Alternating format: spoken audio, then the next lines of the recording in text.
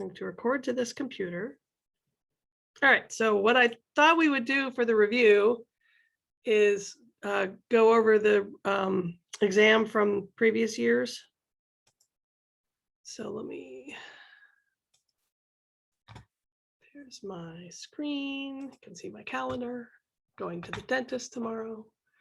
All right.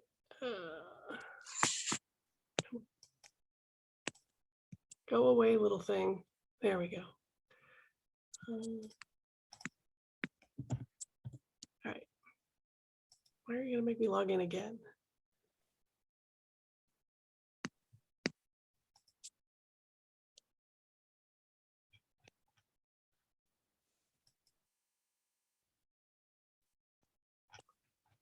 All right.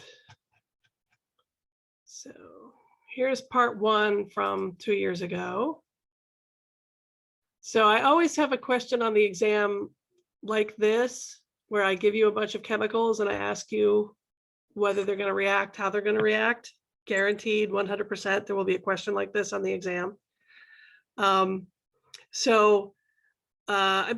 know, there's kind of two ways to approach it. One is to say, hi, Alana. We have one more person. Hi, Alana. Hi, how are you? Good. We were just getting started, so it's good timing. Okay, awesome. All right. So what I was saying is I'm going over the exam from 2 years ago. This is the one that's posted on Canvas. And every year I always have a question similar to this, where I give you a bunch of chemical structures and I ask you, you know, how are they going to react? So let's go through it by reaction. Let's start with the acid-base reactions. So trichloroethylene, does that have an acid-base reaction?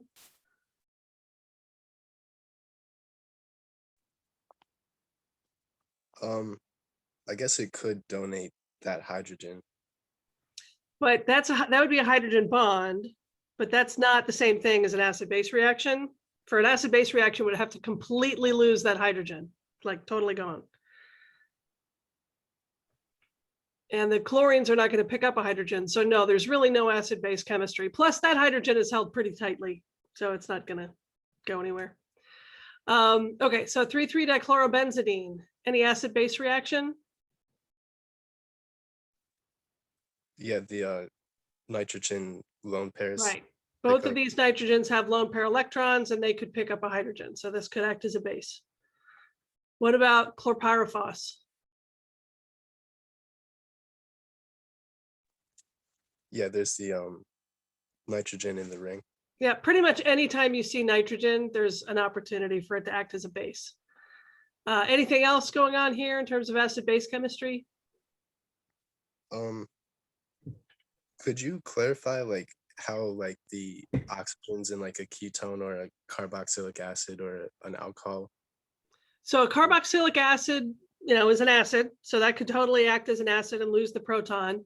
Phenols, so these are obviously a phenol group because it's the OH on the aromatic ring, so that could lose a proton and be an acid. This is an ester that's not going to act as an acid or a base, right? That portion of the molecule doesn't really do anything.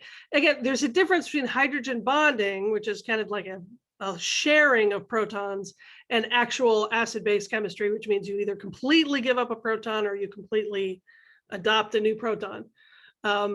So there would be no acid-base chemistry here. This whole functional group would not have acid-base chemistry, even though there's lots of lone pair electrons and there's probably lots of hydrogen bonding. It's not an acid-base reaction, but there would be an acid-base reaction here. This nitrogen, this is a pyridine, and it could act as a base.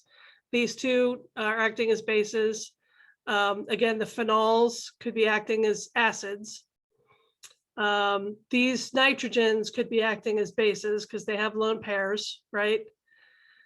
So that's about it. There's no acid-base chemistry going on over here for the xylyl bromide. So none for trichloroethylene, none for xylyl bromide, but there is some for everything else here. Does that make sense? Do you have any other specific questions about which chemicals can act as acids or bases? We can go back and look at the lecture notes if it would help.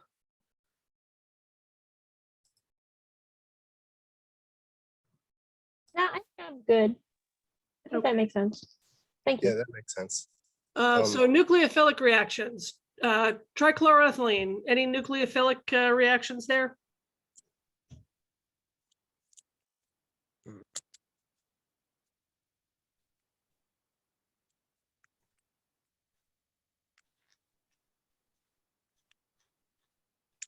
I'm not sure. Could you go over like what would make a SN2 happen?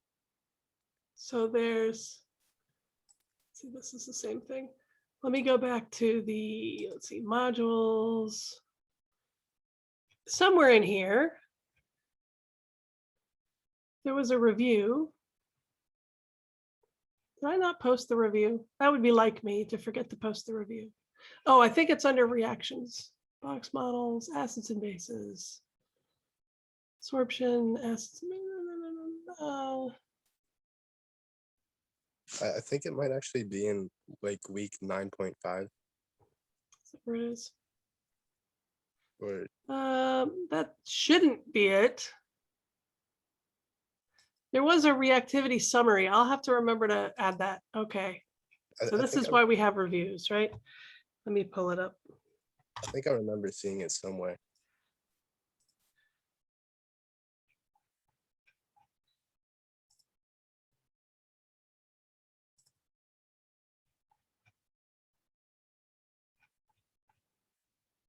Redux.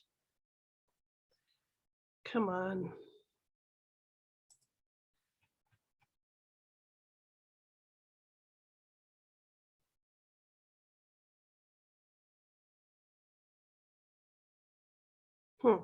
Now I can't find it in my notes either. I know I know I had it somewhere. Where did I have it?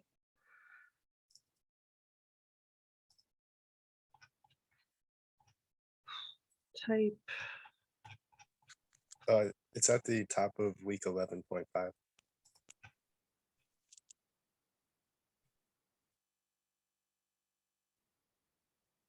Which one is that? It'd be 9.5? No, 11.5. Oh yeah, yeah, there we go. That's reaction kinetic. Yeah, there we go. So, and I think there should be a PowerPoint that goes with this, but anyway, the point is, if you go through this, so in order to have halogens leave, you have to have an sp3 hybridized carbon, right? And this is sp2 hybridized. So when you're replacing a halogen for an SN1 or SN2 type mechanism, that has to be an sp3 hybridized carbon. And we don't actually have any of those in this particular example, right? This is sp2 hybridized. These are aromatic chlorines, which don't hydrolyze. These won't hydrolyze because they're aromatic. This one's aromatic. And then actually so these bromines are also aromatic. This bromine can be replaced by an SN1 or SN2 reaction because it's on a carbon here that is sp3 hybridized. Does that make sense, right? So this one could undergo like an SN1, SN2 reaction. In fact, which do you think this is going to do, SN1 or SN2? Would it be SN1? Why? I'm just thinking because the ring there is adding a lot of what's the term I'm trying to think of? Bulk. Well, so if this bromide leaves, right, it leaves as a Br minus and it leaves behind a carbocation, and the carbocation would be right here. And what do you know about a carbocation that's right next to the aromatic ring like that? Oof. Would it be, I guess it would be more stable, wouldn't it? Right, it's stabilized because carbocations and carbanions both are sp2 hybridized, right? And so they have those orbitals that stick up, and all of these are sp2 hybridized too. So it becomes one big resonance system, and the positive charge can delocalize all throughout the ring. And so that makes those kinds of carbocations very, very stable. So in fact, this thing would hydrolyze very rapidly. That's why it's tear gas, because the bromide leaves, you get the positive charge here, and then that will then suck up a water molecule as soon as it finds one. So when it hits your eyes, it's basically sucking all the water out of your eyes, and that's why it's causing your eyes to tear up. So that's why this stuff is nasty. So in terms of nucleophilic reactions, so if we're talking SN1 and SN2, and we're talking about replacement of halogens, this is the only one that can undergo that kind of nucleophilic reaction. But then there's a whole other kind of nucleophilic reaction we learned about, which was the hydrolysis of these kinds of derivatives. I forget, carbamate and carbonate, whatever they were called, derivatives. And so this functional group right here is susceptible to a nucleophilic attack. The nucleophile would come in and attack the phosphorus on the back end. And then most likely this thing would be the leaving group because it would be leaving as a phenolate. It's kind of like a phenolate. And it's not exactly because this is not benzene because it's got the nitrogen there. But this would be aromatic. It would be stabilized by the aromatic ring, the negative charge on it. So this thing would be the leaving group. So this chlorpyrifos is one of those organophosphorus pesticides that was specifically designed to break down much faster than things like DDT. DDT and all that stuff had been banned because it just didn't break down. So they came up with these organophosphorus pesticides that would break down. But the problem, of course, is that chlorpyrifos doesn't break down fast enough, which is why the EPA is, I think they're still debating whether they're going to ban it or not. Now that we have a new president, I think it's likely that this is going to end up banned.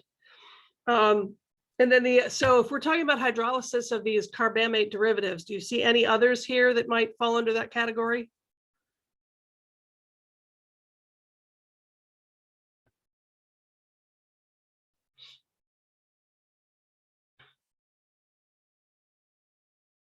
Anyone? Anyone?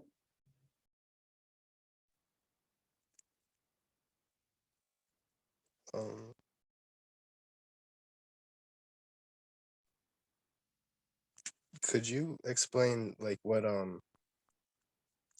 makes a good site for hydrolysis? Let me find my hydrolysis PowerPoint here. Okay, so I'm pulling up the ones that I have saved on my hard drive, which may be slightly different from the lecture notes that are on Canvas. I don't think the difference is big, but let's see, where is it here? So here, remember this slide that was saying basically, so as soon as you see a double bond like this, like a carbonyl type double bond, you should start thinking, I wonder whether that could react.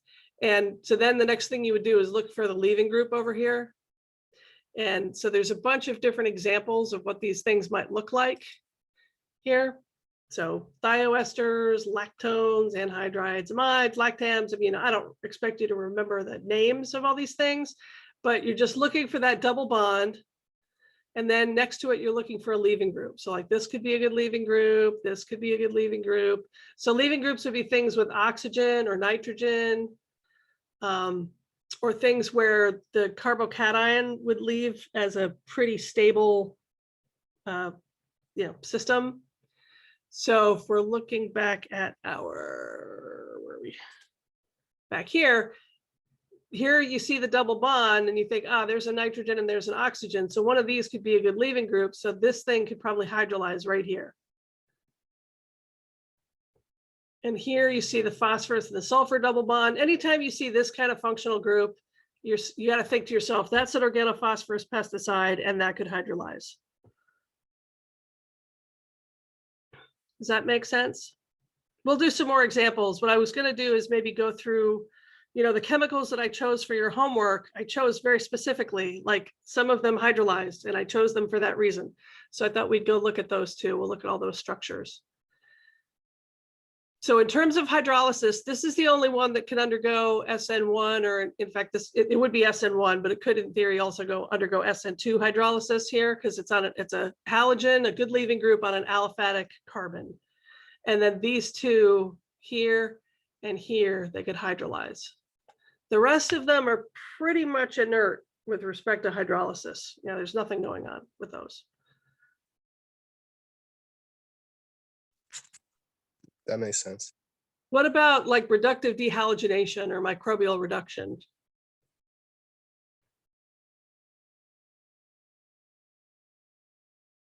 What would you look for?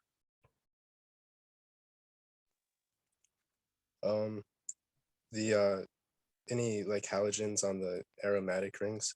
Yep. So including these three, which are not aromatic, but they're allylic, or no, they're vinyl, excuse me. they're called vinyl because they're on a carbon that's double bonded to another carbon. Anyway, so this is trichloroethylene. All three of these could be reduced microbially. These two, and then this one, all three of these. These bromines could go, this chlorine, and in fact, this bromine could also be reductively dehalogenated, but this thing is going to react so quickly by SN1 hydrolysis. I don't think it's going to stick around long enough for that to happen. But in theory, it could be debrominated by bacteria. So really, anytime you see a halogen, you should be thinking, that could undergo some microbial or reductive debromination, dehalogenation. Doesn't matter whether it's allylic or vinyl or aromatic, they're all susceptible. Now, as we're right before you came on, Alana, we were talking, Eric is going to do a project looking at the dehalogenation of the dioxins, chlorinated dioxins. So it happens, but boy, is it slow. I mean, it takes years and years. So, remember in these questions, I'm asking you, can it theoretically occur? How fast it is a whole nother question. Okay, any questions about microbial reduction? Reductive dehalogenation.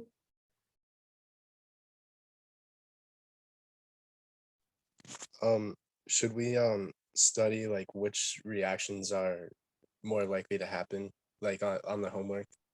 We were asked about like which would be a more favorable. Yeah, I mean, you should be able to reason it through. Like again, for tear gas, if you look at this and you say, okay, well, that's an aliphatic. So in general, aliphatic bromines are pretty easy. They're good leaving groups. If they're aliphatic, they're probably going to hydrolyze. And you should know that reductive dechlorination and debromination is usually pretty slow because it has to be anaerobic. The thing has to be transported into the cells, get debrominated or dechlorinated, and then diffuse out. And anaerobic reactions are always really slow. So, I mean, in general, hydrolysis is usually going to be faster than any kind of microbial or reductive process. I might ask you to guess at the products, I suppose. I could do that. What would be the product of this thing if it did hydrolyze? What would it look like?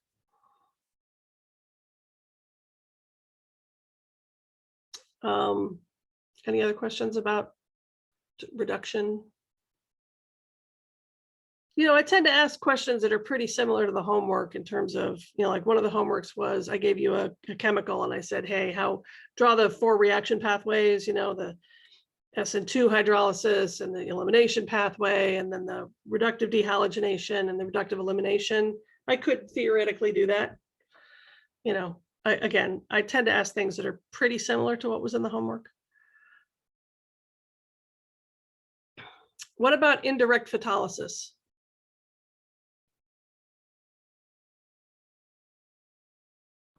Can you go over the difference between indirect and direct again? So direct photolysis is when the compound absorbs sunlight and reacts as a result of that, right? So it directly is interacting with the sun. Indirect photolysis is when the sun is creating things like hydroxyl radical and ozone, and then those compounds go and react with your chemical.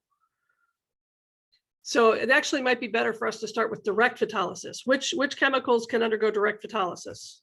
Do you remember? Let's see, I think it's in our reactivity summary here somewhere. Is it? Oh, right. I am just so unorganized, and I actually did prepare for this. It's just not happening for me today. I'm having a tough day. Henry's law. For direct photolysis, I don't have it. could you, so there's N to anti-P orbitals, right? Right. And then there's, what's the other one? It's the it could also go like, could it just go P to anti-P, or? So remember, it was N to pi star and pi to pi star, right? So the most likely thing is N to pi star. N means non-bonded orbitals. That means lone pair electrons. that are right next to a pi, which is a double bond, right? And then the other thing that can happen is pi to pi star, which just means if you have any kind of double bonds, especially long conjugated systems of many double bonds, long aromatic systems, those could undergo direct photolysis, or they're the ones that are most likely. So if you're looking at the question here, back to the question. So you're looking for lone pair electrons near a double bond. So here, all of these chlorines have lone pair electrons, right? And they're sitting right on this double bond. So yeah, that could absorb sunlight because that would be an N to pi star transition. You got lone pair electrons on the nitrogens here as well as on the chlorines, and they're on these aromatic rings. So yes, this could directly absorb sunlight and potentially go on to react. Chlorpyrifos, again, you got lone pair electrons here on the nitrogen and on all these chlorines, and you got the aromatic system. So yeah, that could undergo direct photolysis. Here you have lone pair electrons, but they're on the bromine, which is separated by a carbon from the aromatic ring. So that's pretty far away, but you do have the pi, and so you have a pi to pi star transition here potentially. So this could also, in theory, react by direct photolysis.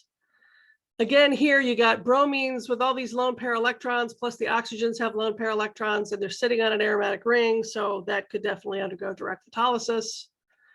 Same story here, you got the chlorines on the aromatic ring, you got the lone pair on the nitrogen here on the aromatic ring, so this could also undergo direct photolysis. So really, any of these could undergo direct photolysis, which is unusual. I just happened to pick 6 chemicals that could all do direct photolysis, but direct photolysis is less likely than indirect.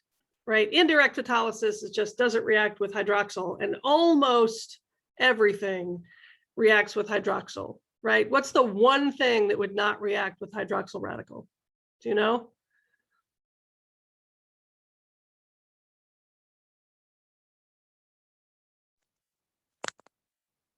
I'm not sure. So remember, there's 2 things that hydroxyl radicals really like to do. Do you remember what they are? Back to my photolysis lecture. Where's the part with the 2 things that it loves to do is abstract a hydrogen, pull a hydrogen off, or add to a double bond. Right? That's the 2 things that are very characteristic of hydroxyl radicals.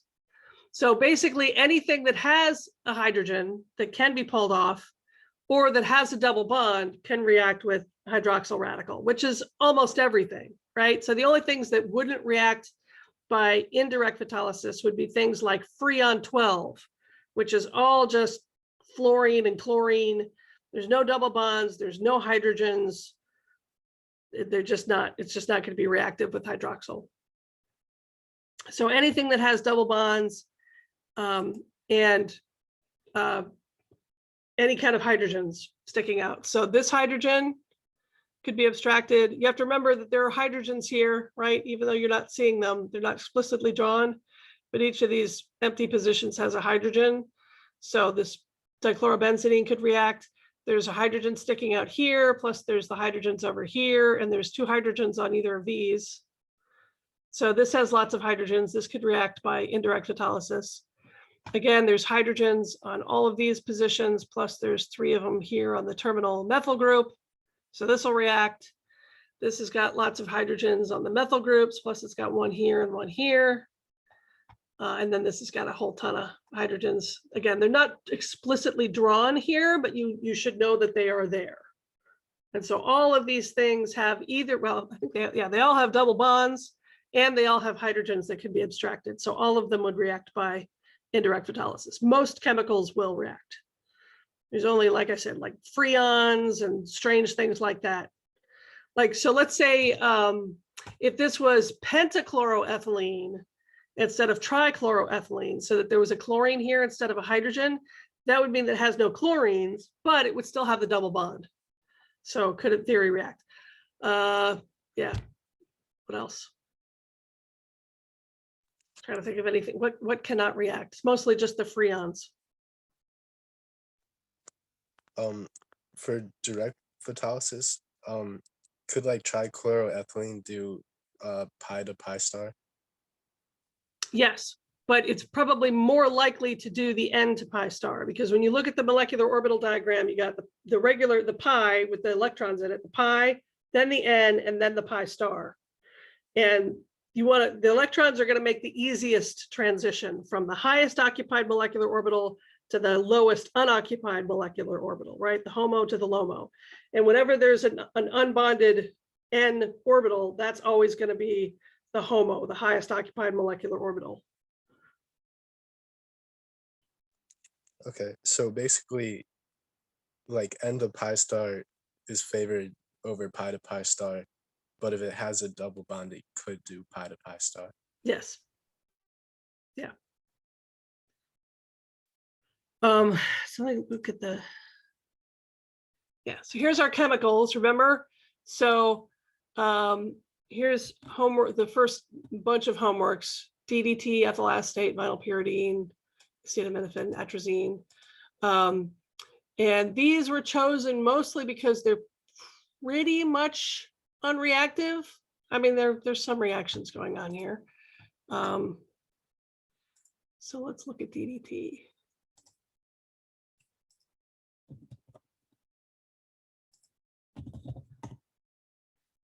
All right, so look at the structure of DDT. So question number one, nucleophilic reactions could undergo SN1 or SN2 type hydrolysis.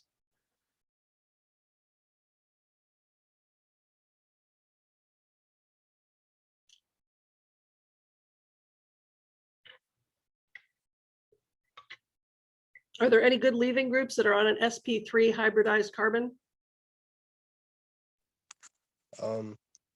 Well, there's that like top center, but chlorine is like the one of, like, it's not a great leaving group, right? I mean, it's not bad. So yes, I think there's a potential. What actually happens is that, again, it's not drawn, but there's a proton right there. And so what actually happens is that the OH comes in and pulls off that proton, the electrons swing in here to make a double bond and kick out chlorine, and then you get DDE. Where's DDE? There's DDE. See how you get the double bond there?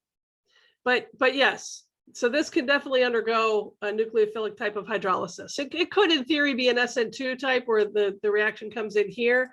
It's just that it's kind of, it's a little sterically hindered here because of the 3 chlorines and stuff. But yes, DDT is well known to undergo an SN, it's actually an E2, I think, reaction mechanism, but it does hydrolyze.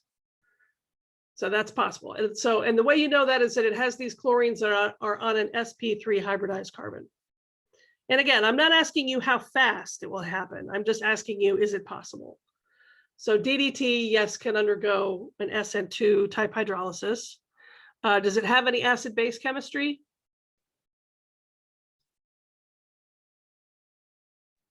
No. No, right?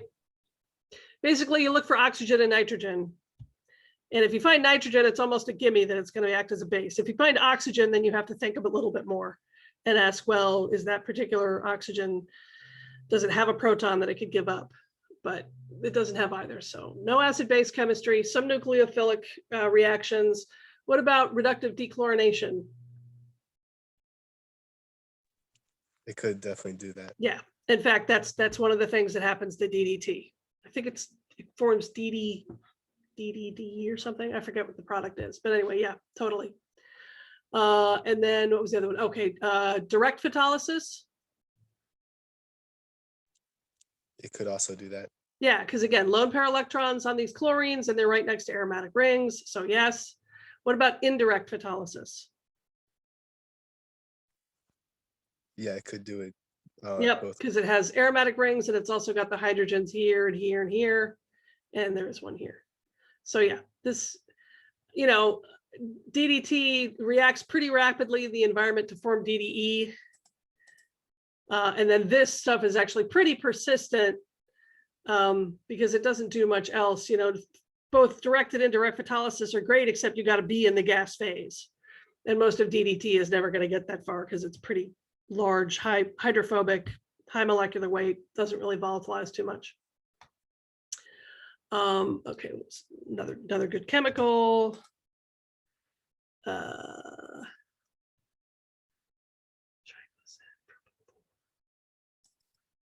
Myrex, caffeine. Let's do caffeine.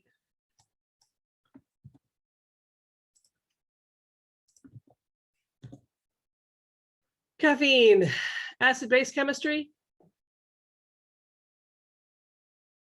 Yes. Yeah, absolutely. All of those nitrogens are potential bases, but not the oxygens.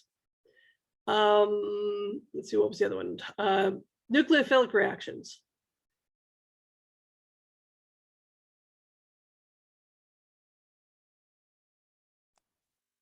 Yeah, it could do that, right? Because there's the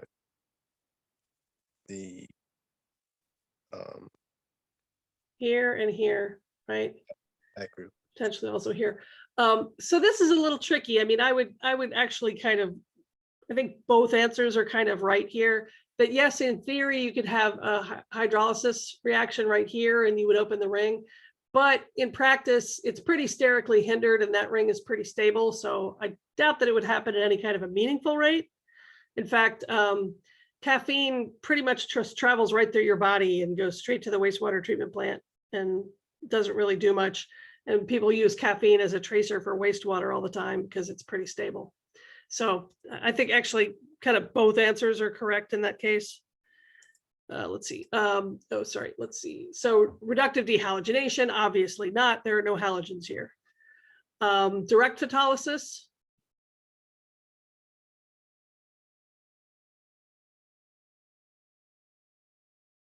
Anyone? Yeah, it could do the pi to pi star. And Yeah, because there's lone pairs here and here and here, and they're all next to or right on double bonds. So yeah, this could directly photolyze. And what about indirect photolysis?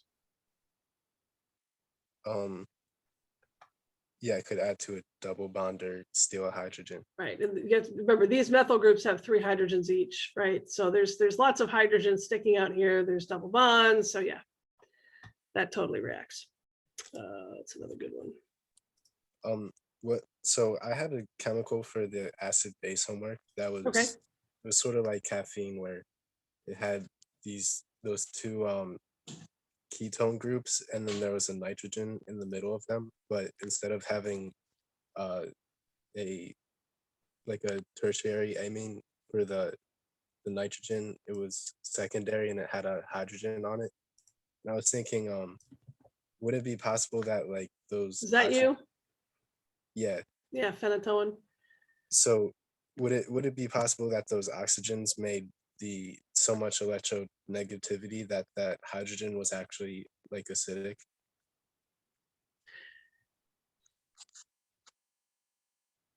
I don't think so. I think phenytoin, you know, I don't dream these chemicals up. I do it on purpose because they're things that I'm thinking about. My brother takes Dilantin for seizures, which is why I was thinking of it. I believe that it has, doesn't it say somewhere what the pKa is? Metabolism, half-life, excretion. Doesn't say what the, but I'm pretty sure that it acts as a base. Interactions, mechanism of action, pharmacokinetics, doesn't specifically say, but I'm pretty sure it acts as a base. I mean, you got to be pretty strongly electron withdrawing because you remember this, there's already a lone pair here. So if it loses that proton, it's going to have 2 lone pairs. That's pretty unusual for a nitrogen. See, obviously plenty of both direct and indirect photolysis. Same story where yes, in theory, I think there could be hydrolysis here, but because it's a 5-membered ring, it's probably very sterically hindered. So I think this is pretty stable. I don't think it's going to do much. So I think kind of both answers are right there. If you said yes, I could see your point, but if you said no, I would also see your point. I don't even remember what morpholine is. This is morpholine.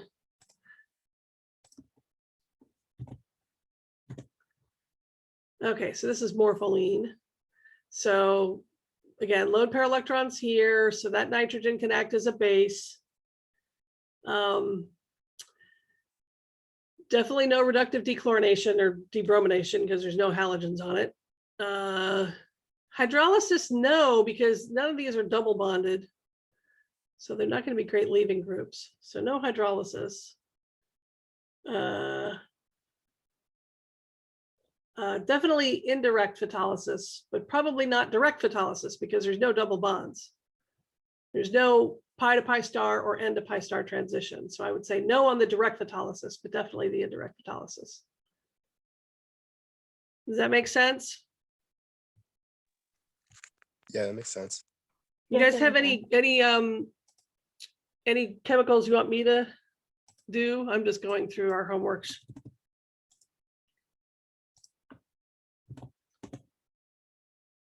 Imitrol, again, lots of acid-base chemistry. You know, again, I could see the point about maybe saying, yeah, there could be some hydrolysis here, but again, ring is very sterically hindered, so probably not. Direct photolysis, yes. Indirect photolysis, yes, because lone pair electrons right next to these double bonds. Let's see, where's a good one?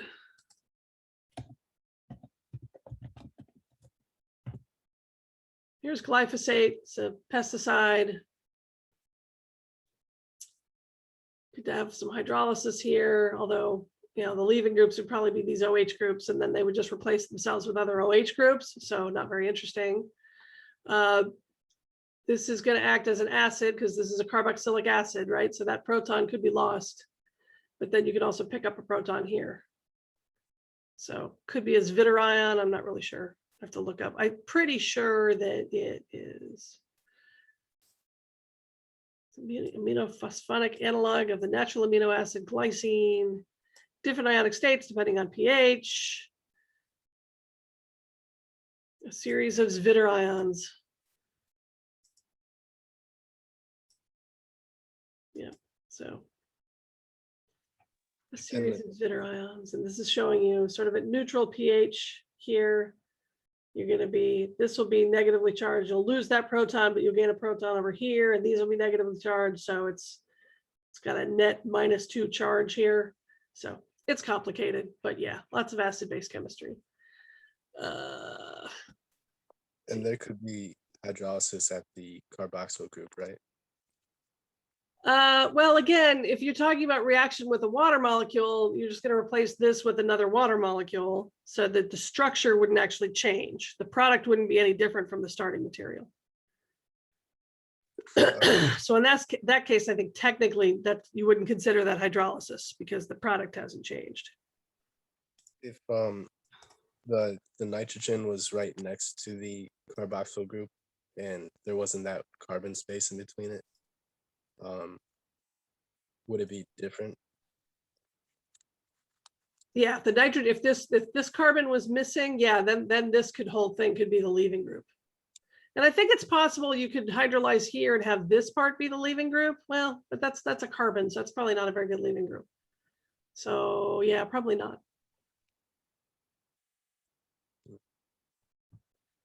Let's see, what was I going to do next? This was this was a whole series of chemicals that have an acid, neutral and a base catalyzed mechanism of reaction. That's why I picked them. Here's parathion. So we already know without looking that these things can undergo hydrolysis. So here's parathion, another. So again, you see this structural feature and you immediately say, ah, this is an organophosphorus pesticide. You could have the carbon or the nucleophile come in and attack at the phosphorus. This thing would be the leaving group because it would be leaving as a phenol or a phenolate, which is pretty stable in the grand scheme of things. So parathion would hydrolyze pretty rapidly. Acid-base chemistry, actually in this case, no, because this nitrogen already has a positive charge. When it's in a nitro group like that, it's not acting as an acid or a base.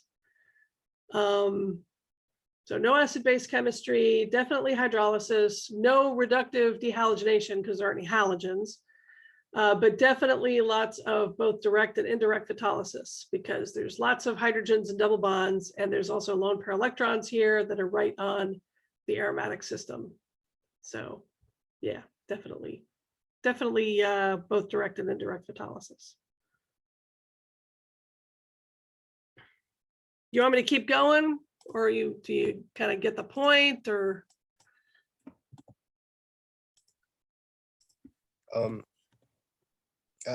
I think I got this part, except for just I'm like a little bit confused on hydrolysis reactions. So basically, anytime there's a carbon that's sp2 hybridized, and it has a decent leaving group, it could go through hydrolysis to make different end products, right? Right. If it's sp3 hybridized and it has a good leaving group, it can hydrolyze. The only other thing that can hydrolyze is things with this sort of structure, where you can get nucleophilic attack here, and then one of these things would be the leaving group. So that's the only two types of hydrolysis I expect you guys to know. There are some other weird things that happen, but I don't expect you to know them.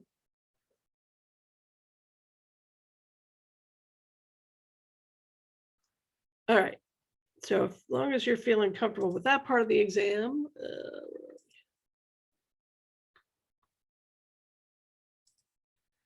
so then I put in the, fill in the missing blanks with the ozone cycle. Should roughly have the ozone cycle memorized. So this is the point where ozone comes, the light hits the O2 and creates ozone. Ozone, very highly energetic reactive ozone, will split a water molecule into two hydroxyl radicals, leaving behind an O2 molecule. And then something is happening here to take these two hydroxyl radicals and convert them into two water molecules, right? So somewhere this thing is abstracting hydrogen. Where is it getting the hydrogen from? So what's the missing thing here? Volatile organic carbons. Yeah, some sort of organic chemical that has a hydrogen that can be abstracted. And we know it has to be volatile because all this is happening in the gas phase. Yeah, so a VOC here. Okay, here, and then when you pull off the hydrogen, you get a R radical, right? A carbon-centered radical, and the first thing it does is grab onto an oxygen, which gives you the RO2, the peroxy radical. And so here we have the peroxy radical. NO2 is going, or NO is going to NO2, so it's taking an oxygen off of this peroxy. So what are we left with?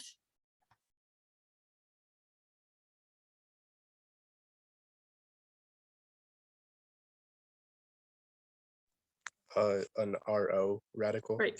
Yep, just RO now, because one of those oxygens is gone, and that's going to go on to react in all kinds of other ways that will eventually make it more polar, and therefore it will wash out of the atmosphere. So over here, it started as a very volatile chemical, but it's going to end up much less volatile because it's going to be much more polar, and it will get washed away. And then the nitrate comes over here, and you end up with an oxygen. And what do we end up as the byproduct? Your NO.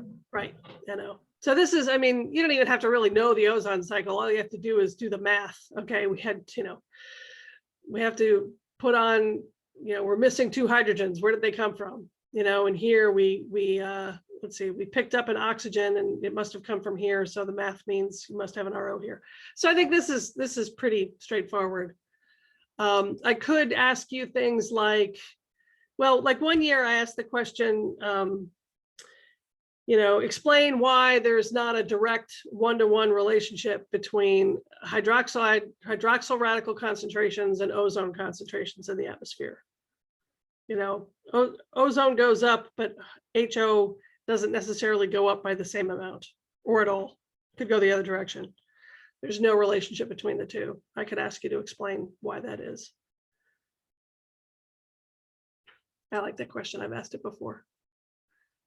Okay, rank the following chemicals according to the rate at which they will react with hydroxyl radical in the atmosphere, where 1 is the fastest and 5 is the slowest. So of these 5 chemicals, which one would react the fastest?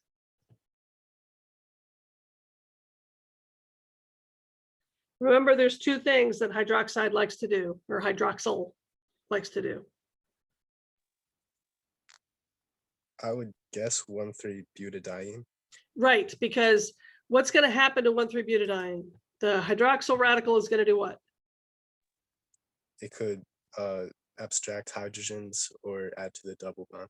Right, and if it has a choice between those two things, which one does it prefer? Abstracting the hydrogen. Actually, it prefers to add to the double bond. Hydroxyl radical would always rather add to a double bond. So if it adds to the double bond, you're going to end up with a radical somewhere on this molecule. Where's that radical going to go?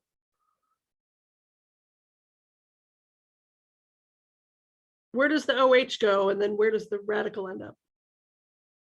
We know the OH is going to attach to the double bond somewhere.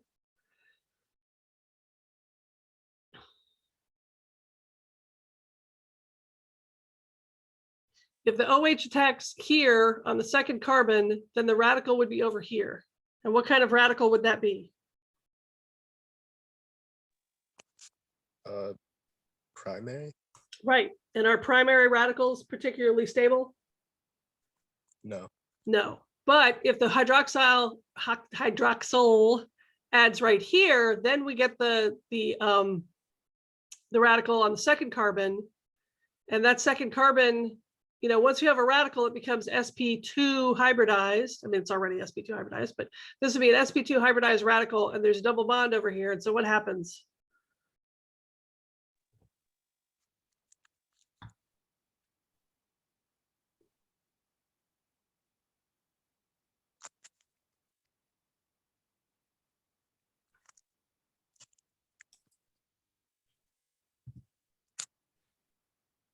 So when you have there's a special name for that, right? When you're right next to the double bond, you know, one carbon away from the double bond, that's called allylic. So an allylic radical or an allylic carbocation is very stable, or much more stable than a primary one. So this is going to form a pretty stable radical, which is why it reacts the fastest. And also, there's also sort of a math thing that it has two double bonds, so it's twice as likely to add hydroxyl as ethene, right? But so butadiene is going to react the fastest. What's going to react the slowest among all of these? The freon. Right, the freon's not going to react at all, in fact. So we know that this is the fastest. So this is number 1 and this is number 5. And now we just got to figure out these 3. So of these 3, which one's the fastest? Ethene? Yep, because it's got a double bond, and the hydroxide always likes to attach to double bonds first. If it has a choice, that's what's going to do. So that'll be number 2. And then between methane and ethane, which one would react faster? Ethane. Right, because it forms the primary radical rather than a methyl radical. And primary, although it's not very stable, still more stable than methyl. So it'd be butadiene would be number 1, ethene would be number 2, ethane number 3, methane number 4, and freon number 5. In fact, methane is pretty unreactive, which is why it's a problem, right? That's why it causes the greenhouse effect. It's a greenhouse gas because it sticks around for a long time. Okay. So, you know, as long as you understand sort of the general principle that hydroxyl radical would, first of all, would prefer to add to double bonds or aromatic rings rather than abstract a hydrogen. That's always first choice. And then the second question is, what kind of radical are we forming and how stable is it? The more stable the radical that's formed, the faster the reaction is going to go. So similar question here for these two chemicals, which one hydrolyzes faster, right? The difference between these is that you have a double bond here, but you don't have a double bond here. So which one of them would hydrolyze faster?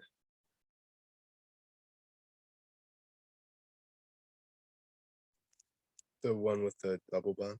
Right, because when you lose the chlorine, if it was an SN1, you lose the chlorine, you end up with the carbocation here. And this carbocation would be resonating with the double bond. So it would be allylic and it'd be a lot more stable. So this will hydrolyze a lot faster, like a lot faster, orders of magnitude faster. What about this one? Which one of these would have a lower pKa? This is a little tricky.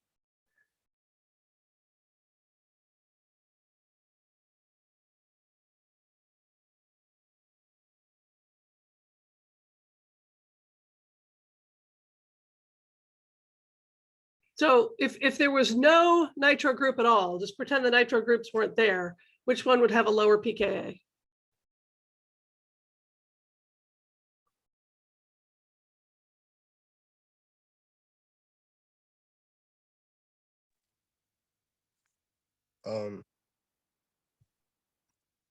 What do you mean? Like if it was just a phenol compared to a Benzoic acid.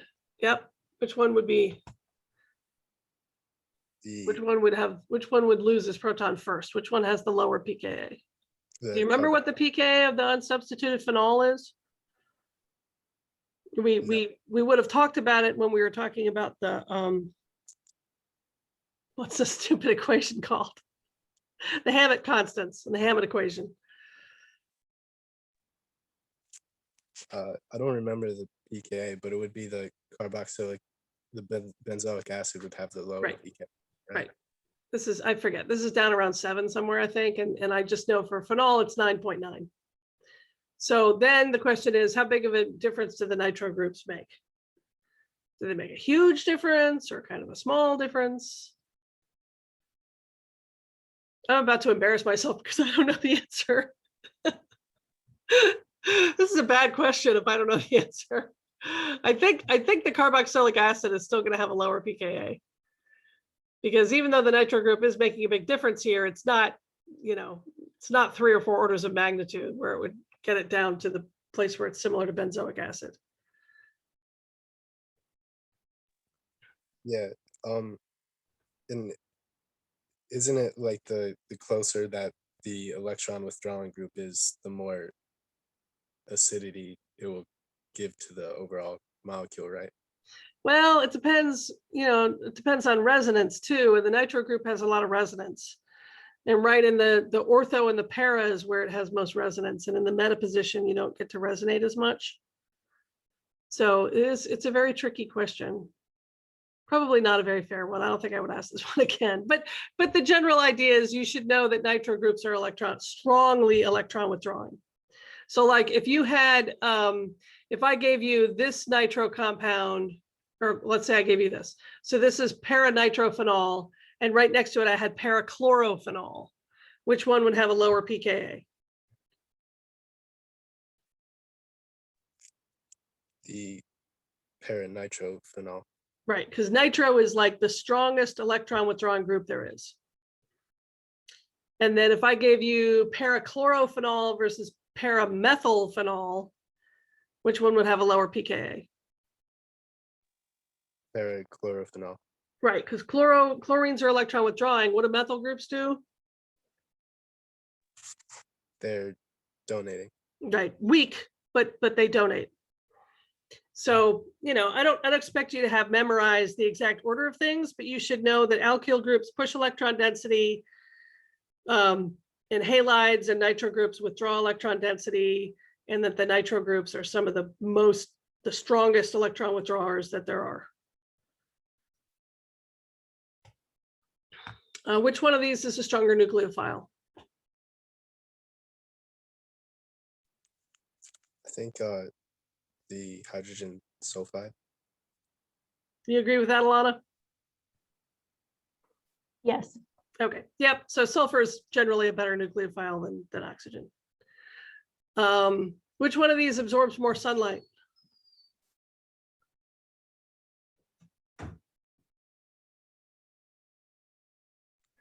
Would it be the one to the right, just because it's got a longer conjugated system? Yep.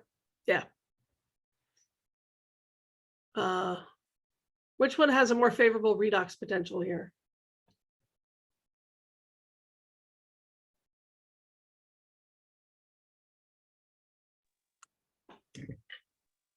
The bromine one? Yeah, bromine's always easier to reduce than chlorine. I mean, if they're equivalent, in this case, they're equivalent. They're both aromatic. So the bromine's always easier to reduce. This is a tricky question. Sometimes I look at these exams and I'm like, what the hell was I thinking with this question, right? Which one is more persistent in the environment? This is actually a tough call. What do you think? Which one's more persistent? I'm going with the left side. Yeah, I would agree with that, because even though this is pretty inert, it will, once you get up to the stratosphere, remember the Freon 12 will start to, the carbon chlorine bonds start to break under the high intensity sunlight. Whereas this stuff, I mean, just doesn't do anything. There could be some chemistry on the terminal functional group, but even that, I don't think is very likely. So probably this is PFAS, perfluorooctanyl sulfate. Sulfonate. I'm not good with that. Okay, so that's some good examples. So do you want to talk more about this short answer part of the exam, or do you want to talk about the part two, the take home? Or do you have questions?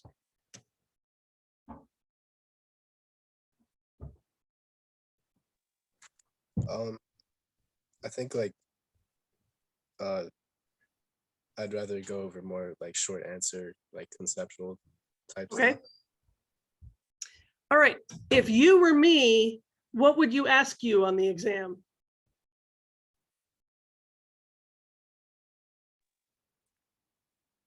What do you think are the most important concepts you learned in the last half of the semester, and what would you ask about them to test people? Definitely a lot about like solubility and like vapor pressure,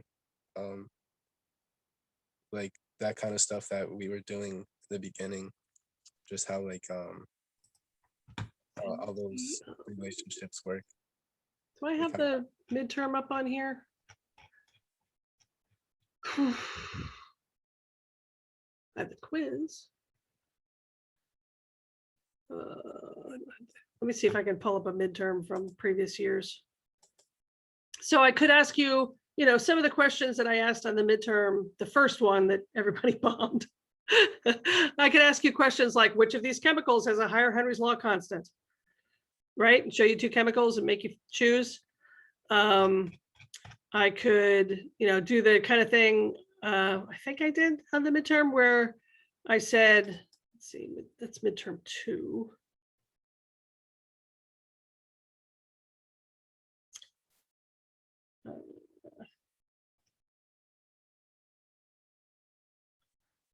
All right, well, this is not quite what I was talking about, but this is the second midterm, because remember, I gave you guys a choice this year and you did not want the short answer. So I didn't give you the short answer midterm, the second one. But in previous years, this is the second midterm. So integrate the following equation from time 0 to time t, just to make sure you know your first order kinetics, so definitely should know your first order kinetics. Alana, you took your qualifying exam, right? No, I have But not yet. Okay, so I absolutely guarantee you someone will ask you about first order kinetics during your qualifying exam. Oh, okay. And I Thank absolutely you. guarantee they will also ask you about mass balance, and they'll say, do a mass balance, right? So those are something you should know. This is like so easy. If a process has a rate constant of 1 per hour, what is its half-life, right? I just want you guys to do the basic. Nobody seems to know how to do first order kinetics. And then, the neutral hydrolysis rate constant for DDT is 1.9 times 10 to the minus 9 per second. And the base catalyzed rate is 12.1 times 10 to the minus 3 per molar per second. What's the total rate of reaction at pH 6? And which mechanism dominates? That's a pretty simple math question. And then here, I'm basically showing you the two main types of isotherms and asking you to name them and write the equation. I think this might have been open book now that I think about it. For number 3, you would find the concentration of hydroxide and convert the right base catalyzed to pseudo first order, right? Right. So at pH 6, what's the concentration of hydroxide? It's like 10 to the pH minus 6, or 14 minus 6. Yeah, 14 minus 6. So it'd be, well, 6 minus 14. So it'd be 10 to the minus 8. So 10 to the minus 8 multiplied by this makes this 12.1 times 10 to the minus 11. And the neutral is 10 to the minus 9. So the neutral is faster at this pH. In fact, the base catalyze rate is pretty small. Yeah.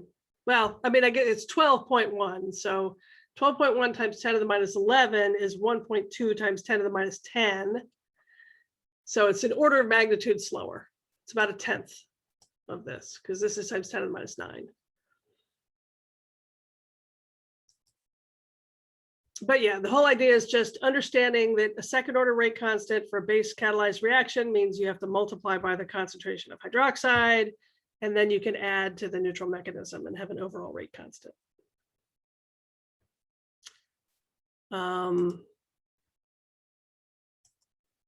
Let's see. Yeah, so you guys could write the equations for the Freundlich and the Langmuir, I hope, maybe. You know which is which? Is the right one the Langmuir? Yeah, this is Langmuir, because remember it's like an L sideways. That's how I always remember it. And this is the Freundlich. Freundlich is CS equals KF times CW to the N power.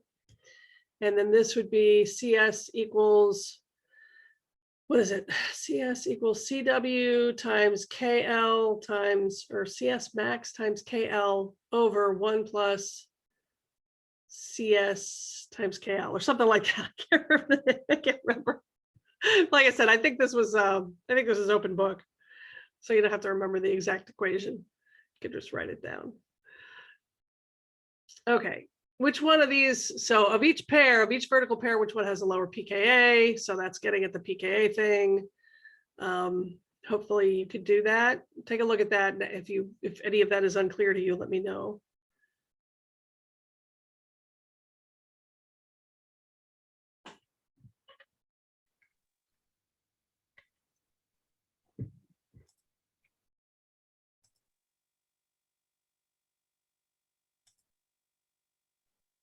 Oops, sorry. I just clicked on something I shouldn't have clicked on. Now I don't know where we went. Oh, where the hell are we? There we go. Could you tell me which of these pairs is the stronger nucleophile?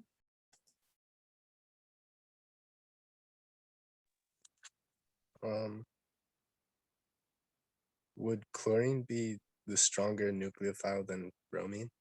Well, in water, bromine is more powerful than chloride. Bromide is more powerful than chloride in water. Now, you know, it's tricky because you may have learned in your Orgo class the opposite, but that's because you were in some other solvent. But this pair should be easy because anything with a negative charge is going to be a better nucleophile than something with no charge, right? That's easy. This I hope is easy because hydrogen sulfide is one of the strongest nucleophiles, and the more reduced the sulfur is, the more of a nucleophile it is. Yeah, bromide should be better here because in water it's a stronger nucleophile. And then this is the same question I asked before. The sulfide is stronger than the hydroxide.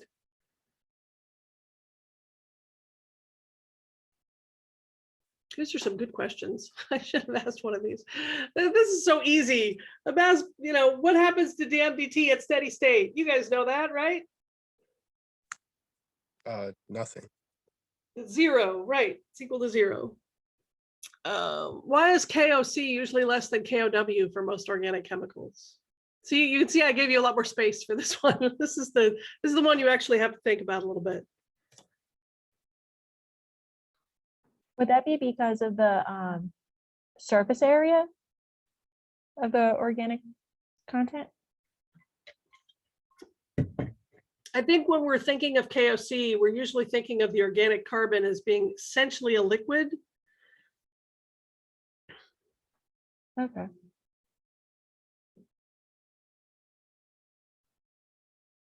I mean, so KOW is definitely a liquid, right? So there's, in essence, there's sort of like infinite surface area. You dissolve inside the octanol, you know?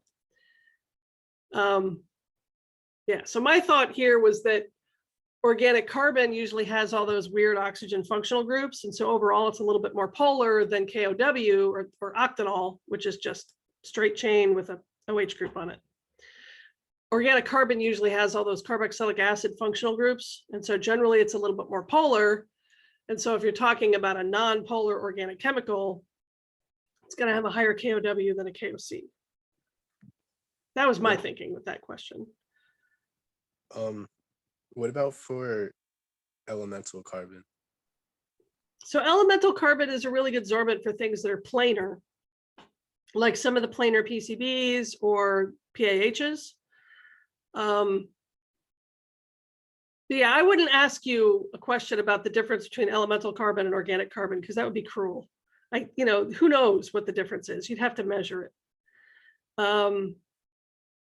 Elemental carbon really, in theory at least, is just sheets and sheets of graphite, so totally nonpolar. So it could, if you're talking about a nonpolar chemical, it might actually have a higher K black carbon than it does a KOW. But I wouldn't ask you that because that's cruel. That's a tough one. I think maybe the new edition of the textbook probably has more to say about black carbon, but I don't use it because I don't like it. We didn't really talk about black carbon that much. Probably should have. Okay, let me find more midterms.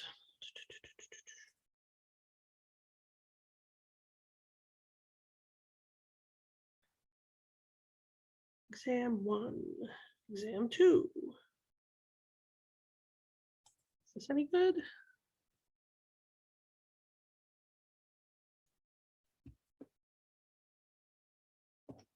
Yeah, no, that's not. That's the take-home part. No,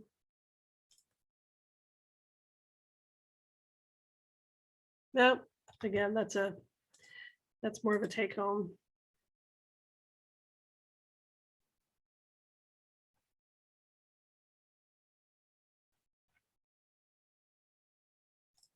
I think this is take-home also.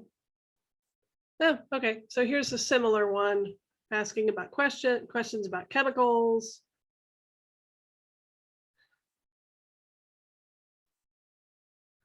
Yeah, so this is I just asked the question about the chemicals and then I gave you a absorption question. And I guarantee that the take home is a mass balance question, 100%, no question about it. Boy, I don't have any good midterms here. Trying to find a good one. Final exams, midterm assignments. So midterm 2008. It's getting kind of old. Yeah, again, this is all just.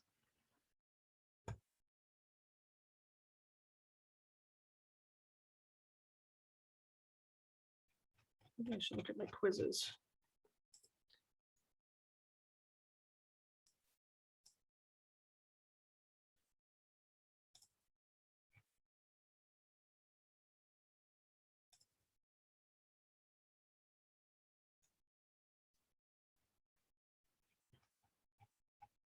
Yeah, these are all take homes, so I don't have any good questions for these.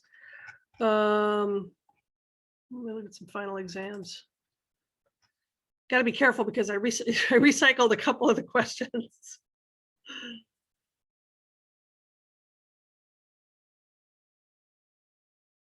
All right, so here's a final exam from 2004. Yeah, I guess so. I just did the same question about, what's going to happen to these chemicals. And then the second part was the fate of HBCD in Lake Winnipeg.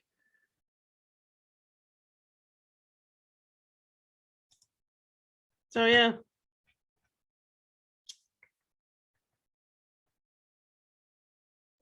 So is part one of the final going to be more for the second half of the semester then? Yeah, I think it'll concentrate more on the second half. Yeah. Okay. I mean, when you're doing the mass balance, you have to understand Henry's law, KOW, you have to understand delta H, so all that stuff is kind of built into the second part of the exam, the mass balance. So the first part is going to concentrate a little bit more on the second half of the class. Oh, let me think here. If I go to last year, the class was in Sakai, and I think at least one of the exams was an actual thing that you would like fill out. You know what I mean? Like a online exam. We'll go resources, tests and quizzes. Final exam.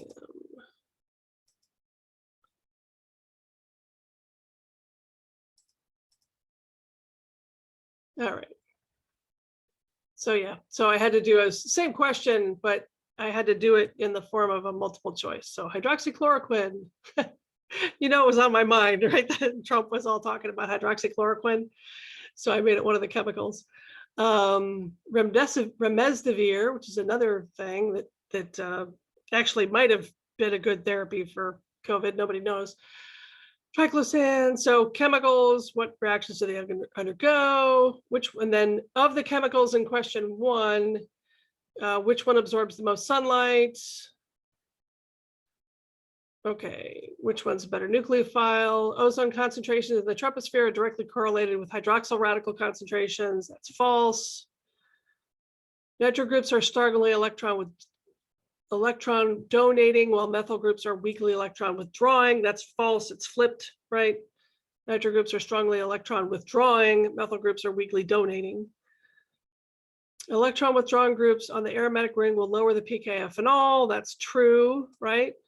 That makes sense that that's true. Hydroxyl radical is more likely to add to a double bond than it is to abstract a hydrogen from a CH bond. That's true. Oh, I love this question. Explain the difference between equilibrium and steady state. Nobody can ever answer that question.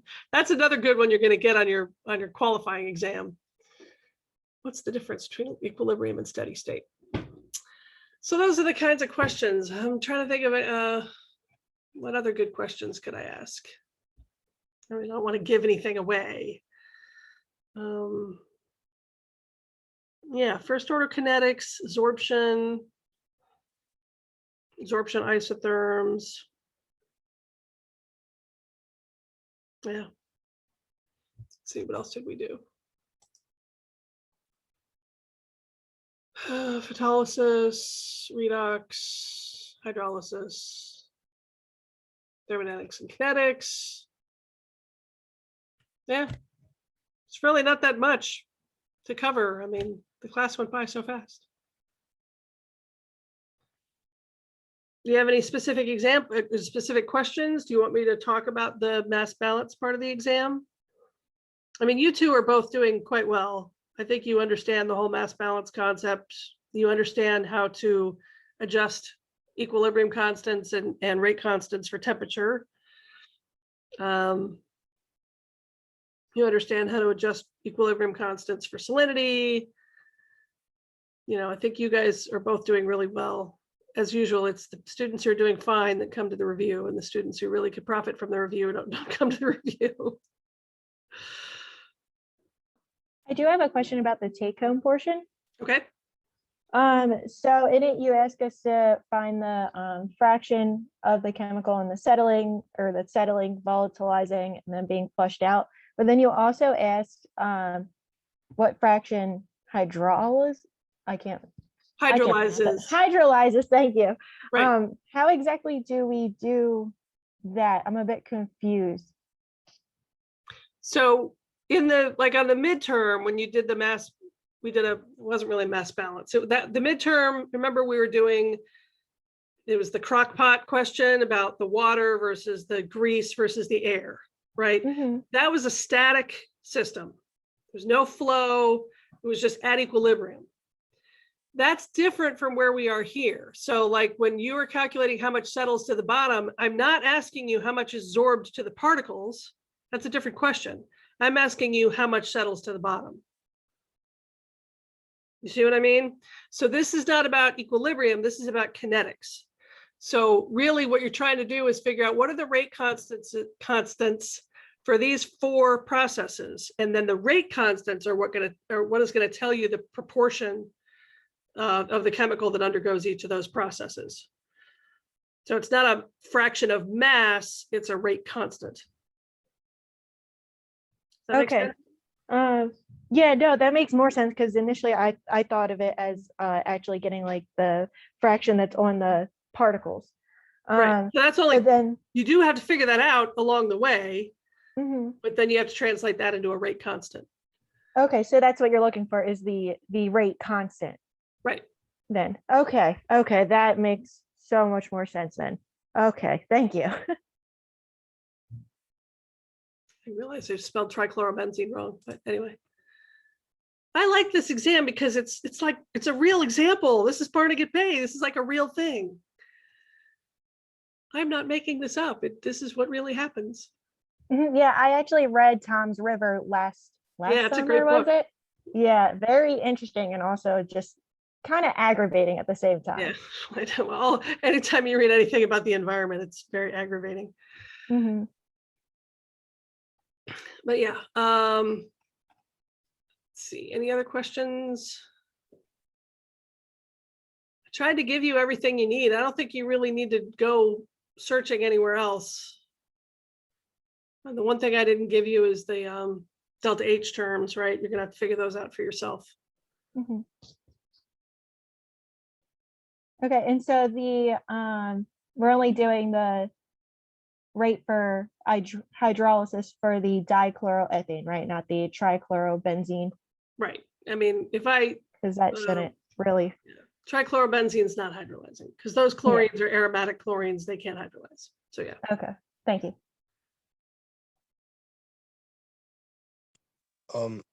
Could you just kind of like conceptually explain like mass transfer coefficients that have like units of like length per time?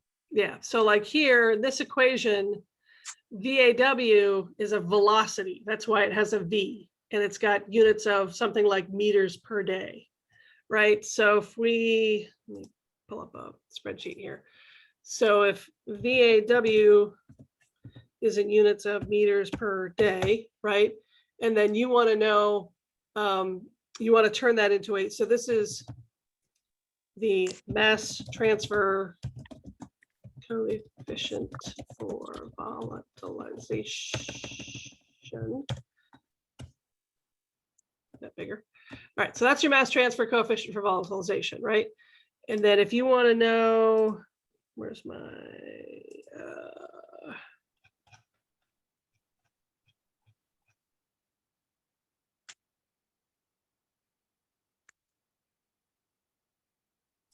here's my transport and air water exchange lecture notes. Again, might be slightly different from what you see in the online because these are from my hard drive. But anyway, so remember, flux has units. Where's the units? Did I give you units anywhere? Flux has units of mass per time, mass per unit area per time, right? So VAW is in meters per day.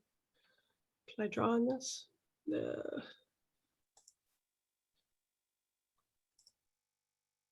Right. So VAW is in units of, God, that's great. That's just freaking awesome. Gotta love it. All right, where's the eraser? There we go. Try that again. So length per time, it's a velocity. So something like meters per day or centimeters per second or whatever. And then concentration is going to have units of something like, let's say milligrams. I'm not doing that. That's totally not my fault. That is just the way the slide works. There we go. That's because this sucks. It's because my mouse sucks. Meters per day. This sucks. Okay. And then this is something like maybe like milligrams per meter cubed, right? Per volume, right? Mass per volume. Okay. So when you multiply these together, you're going to get units of flux that are something like milligrams. And then one of these meters is canceling with one of those. So per square meter per day. God, this is terrible. Anyway, so then what you want to do, that's fine, right? Flux, whatever, but flux doesn't help us with the mass balance. right? The mass balance, where's my mass balance? This is a whole bunch of crap that I deleted out because nobody wants to know. Okay, how to use it, right? So we want to know about the mass balance. And so we're calculating a mass balance. And in our mass balance, we've got stuff going into the box and stuff coming out of the box. So we separate this equation into the absorption flux here and the volatilization flux. The absorption flux, this is an external load onto our system, right? And in, you know, a lot of places, a lot of contexts, you do have to worry about that. On the final exam in Barnegat Bay, I never told you to worry about it. I wouldn't worry about it. I don't think that the influx of these two chemicals from the atmosphere is big enough to make any difference whatsoever. So you can, for the final exam, you can totally ignore this part. You're just worrying about the volatilization. How much of this stuff is volatilizing out of the system? And so in the mass balance is dm dt. It's mass per time, right? And flux was mass per surface area unit per time. So to get flux in the right units, we'd have to multiply it by the amount of surface area. So that makes some sense, right? You have a certain amount volatilizing per unit of area, you multiply it by the total area, and you get the mass per time. That's fine. But how do we use that? How do we get a rate constant out of that? Well, part of how we do it is we recognize that concentration here is mass per unit volume. And so we explicitly write the volume here. So if we do this as dc dt instead of dm dt, to get this in units of concentration, we got to divide by volume. So that's where the V comes from here, right? Now A over V, that's just depth, right? 1 over depth. And when you take the flux, and we've already set up here that flux could be calculated as the mass transfer coefficient times the dissolved concentration. So now I've replaced flux here with VA times CD. A over V here is becoming depth, right? And now I have VAW over depth, this term. And VAW has units of meters per day, and the depth has units of meters. So when you divide meters per day by meters, you get per day, which are the units of a rate constant. So that's what this right here in the box is, what gives you your rate constant for volatilization in meters per day. And so you can directly compare that with the rate at which the chemical settles, and the rate at which it reacts by hydrolysis, and the rate at which it flushes out of the Barnegat Bay into the ocean. They're all just rate constants. As long as you make sure that they all have the same units, you can directly compare them. Does that make sense? Yeah. So in the midterm, I specifically, come on, yeah, discard. Back to the midterm, where's the midterm? In the midterm, I specifically said you should use this equation to calculate your VAW.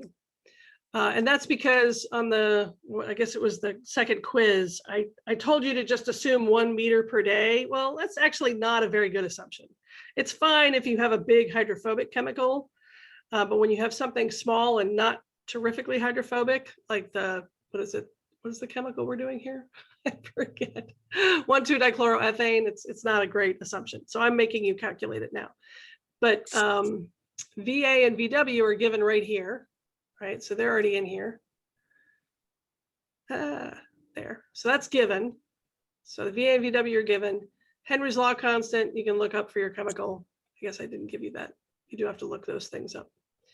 But so then it's just a plug and chug. Now remember, this has units, VAW has units of meters per day. So 1 over VAW has units of days per meter. Not that it matters, but this is going to also have units of days per meter, 1 over VW. And so this has to have the same units. In order to add the two together, they have to have the same units. And so the only way that's going to work out is if KAW is dimensionless, right? It's the only way it works. A lot of people on the midterm used whatever units of KAW they had at hand. They're like, that's not going to work. It's got to be dimensionless, or else the units explode on you. So if you keep track of your units, you're going to be fine.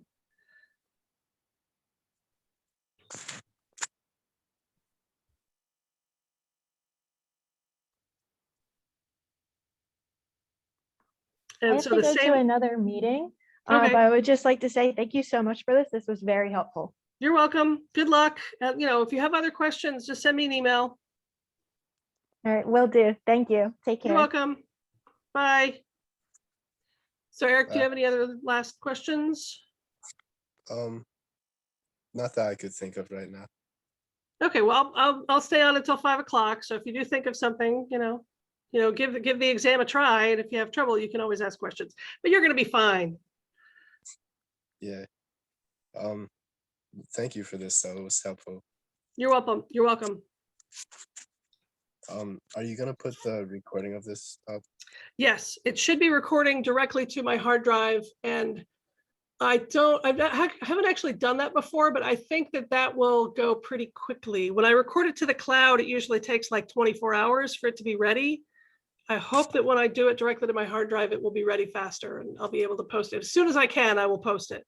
I just don't know exactly when that'll be. Gotcha.